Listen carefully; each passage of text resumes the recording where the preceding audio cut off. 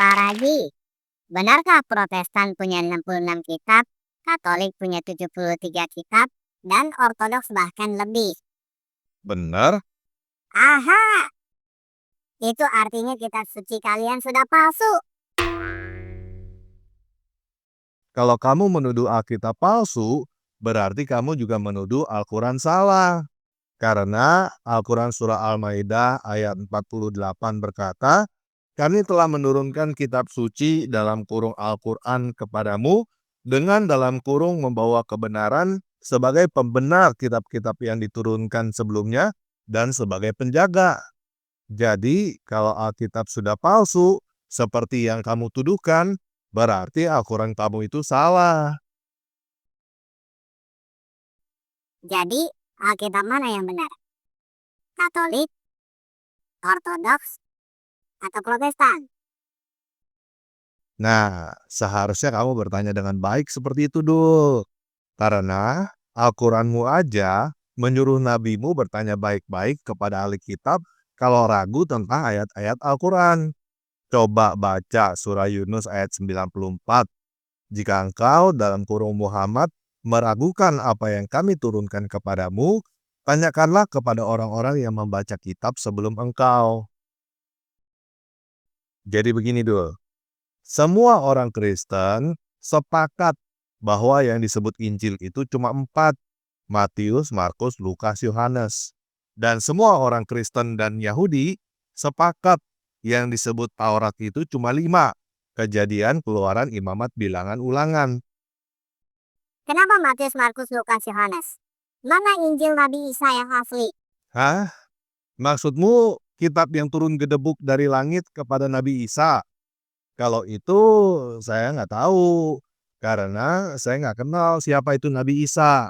Yang saya kenal adalah Yesus Kristus yang mati disalibkan dan bangkit pada hari yang ketiga. Yesus itu nggak nulis sebuah buku dan juga nggak dapat buku yang turun gedebuk dari langit. Yesus Kristus itu sendirilah yang adalah Injil. Injil itu artinya kabar baik, yaitu Yesus bangkit dari kematian dan barang siapa yang percaya kepada Yesus akan diselamatkan.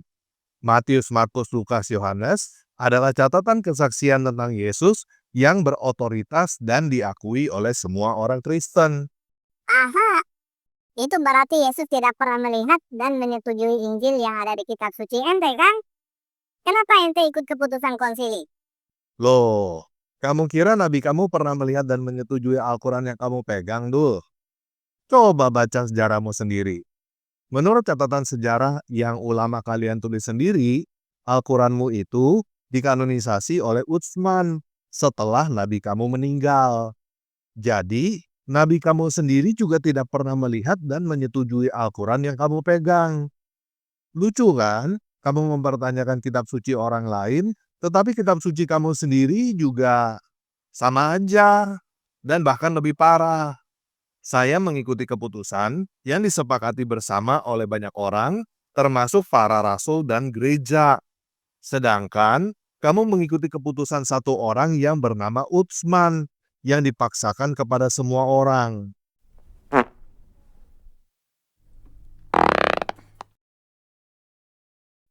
Tapi Katolik, Ortodoks, dan Protestan punya jumlah kitab yang berbeda. Itu buktinya para rasul dan gereja tidak sepakat. Oh, itu berarti kamu salah paham, Dul. Baik Katolik, Ortodoks, dan Protestan, semuanya sepakat.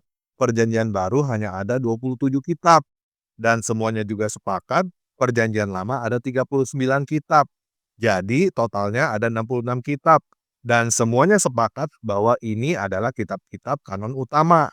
Sedangkan kitab-kitab lain yang berbeda itu adalah kitab-kitab tambahan yang disebut Deuterokanonika. Kanon kedua, tidak ada gereja yang berkata kitab-kitab tambahan itu adalah kanon utama. Semuanya sepakat menyebutnya Deuterokanonika, termasuk Protestan. Perbedaannya hanyalah apakah Deuterokanonika itu dibundling jadi satu buku dengan kanon utama atau tidak. Kenapa kitab-kitab ini tidak diakui sebagai kanon utama? Begini, Dul. Isi Deuterokanonika ini kebanyakan cerita sejarah antara nabi terakhir yang diakui oleh Yahudi bernama Maleaki sampai dengan Yesus. Jadi, Deuterokanonika ini jelas bukan bagian dari perjanjian baru yang dikanonisasi oleh orang Kristen. Sedangkan yang mengkanonisasi perjanjian lama adalah orang-orang Yahudi sebelum Yesus. Isi kitab suci orang Yahudi yang disebut Tanakh persis sama dengan perjanjian lama yang dipegang oleh orang Kristen. Kitab-kitab Deuterokanonika ini disebut Serafim Hitsonim oleh orang-orang Yahudi dan merupakan kitab-kitab yang penting bagi mereka.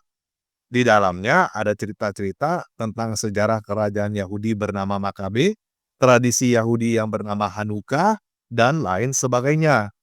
Tetapi orang-orang Yahudi sendiri juga tidak menganggap Deuterokanonika ini adalah bagian dari kitab suci yang disebut Tanakh. Jadi, orang-orang Kristen mengikuti tradisi Yahudi sebelum Yesus yang tidak memasukkan Deuterokanonika sebagai kanon utama. Itu sebabnya kitab-kitab ini tidak masuk ke dalam kanon perjanjian baru dan tidak masuk ke dalam kanon perjanjian lama. Kitab-kitab ini dibundling oleh Katolik dan Ortodoks karena mereka menganggap kitab-kitab ini juga perlu dibaca. Tetapi posisinya tetap tidak setara dengan perjanjian baru dan perjanjian lama. Itulah sebabnya disebut kanon kedua. Dan walaupun tidak dibundling oleh orang Protestan, bukan berarti orang Protestan tidak mengakui atau tidak boleh baca Deuterokanonika. Jadi, tidak ada perbedaan jumlah kitab yang disebut kanon oleh Katolik, Protestan, Ortodoks, dan bahkan Yahudi. Dan semuanya sepakat, kitab-kitab Deuterokanonika tidak setara dengan kitab-kitab kanon utama.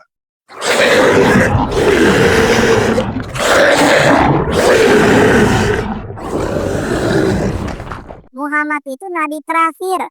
Al-Quran itu wahyu terakhir. Kenapa ente tidak mengakui Al-Quran? Seharusnya ente masuk Islam. Begini dulu, kalau kamu ambil patokan yang terakhir itu yang harus kamu ikuti, maka seharusnya kamu keluar dari Islam. Karena sekarang sudah ada agama Bahai yang punya nabi dan kitab suci yang lebih terakhir daripada nabi dan kitab suci Islam. Al-Quran itu tidak pernah berubah dan sama di seluruh dunia. Enggak dul. Kenyataannya ada banyak versi Al-Quran di zaman sekarang ini. Yang kamu pegang di Indonesia itu adalah versi Hafs. Yang ada di Maroko itu versi Wars. Masih ada lagi Al-Quran versi Kalun dan lainnya. Itu hanya perbedaan qiraat. Nah, kalau kamu tahu ada perbedaan qiraat, jangan bohong dengan berkata Al-Quran di seluruh dunia sama dong.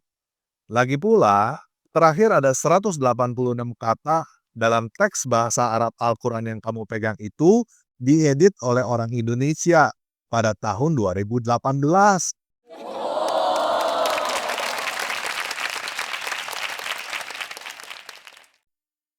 Begini dulu, yang klaim kitab sucinya sama di seluruh dunia itu Islam, bukan Kristen. Jadi, yang harus diuji seperti itu adalah Al-Quran, bukan Alkitab. Maksudnya begini, misalnya ada motor X yang mengklaim 1 liter bensin bisa digunakan untuk 100 km. Lucu kan kalau kamu malah isi 1 liter bensin ke mobil A. Lalu kamu mempertanyakan, kenapa mobil A tidak bisa digunakan untuk 100 km seperti yang diklaim oleh motor X? Dan kamu tuduh mobil A itu berbohong. Kan lucu.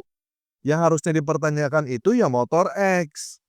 Apakah benar 1 liter bensin bisa digunakan untuk 100 km di motor X itu? Kalau tidak benar, berarti klaim motor X itu yang bohong. Jangan kamu gunakan untuk mobil A. Orang Kristen tidak pernah mengklaim Alkitab di seluruh dunia sama. Orang Kristen juga tidak pernah mengklaim ada kitab yang turun gedebuk kepada Yesus. Kalau Islam mengklaim Al-Quran di seluruh dunia sama, dan itu adalah kitab yang turun gedebuk kepada nabi kamu, ya itu yang seharusnya kamu pertanyakan. Apakah benar Al-Quran di seluruh dunia sama? Buktinya nggak sama kan? Kamu sendiri mengakui ada perbedaan qiraat. Apakah benar Al-Quran diturunkan gedebuk kepada nabi kamu? Kenyataannya enggak kan? Al-Quran dikanonisasi oleh Utsman tanpa persetujuan nabi kamu.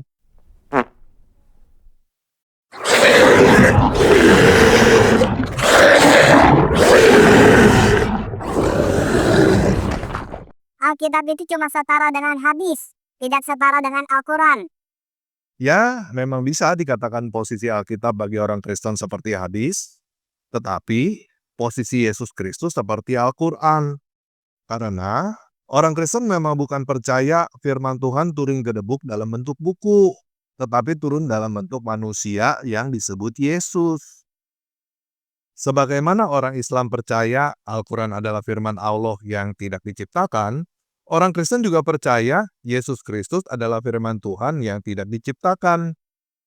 Orang Islam percaya Al-Quran itu kekal, orang Kristen percaya Yesus itu kekal. Orang Islam percaya Allah menciptakan segala sesuatu cukup dengan berfirman. Orang Kristen percaya firman yang menciptakan itulah Yesus Kristus.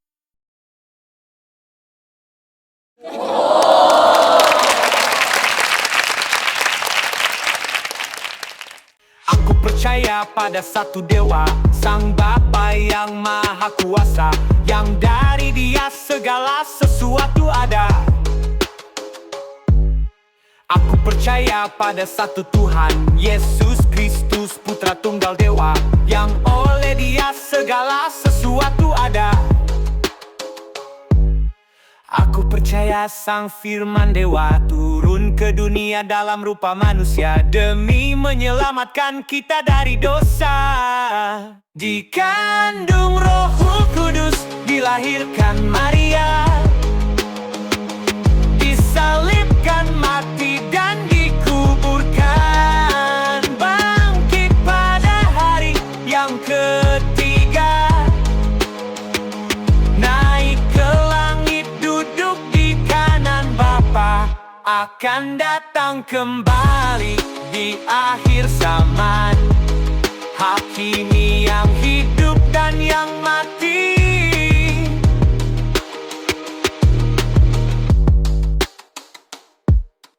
Aku percaya pada Roh Kudus yang berbicara melalui para nabi, satu dengan Bapa dan Putra. Aku percaya pada baptisan, satu gereja yang universal, persekutuan orang kudus. Aku percaya pengampunan dosa akan dibangkitkan dari kematian, hidup abadi bersama Sang Dewa. Aku percaya pengampunan dosa akan dibangkitkan dari kematian, hidup abadi bersama Sang Dewa.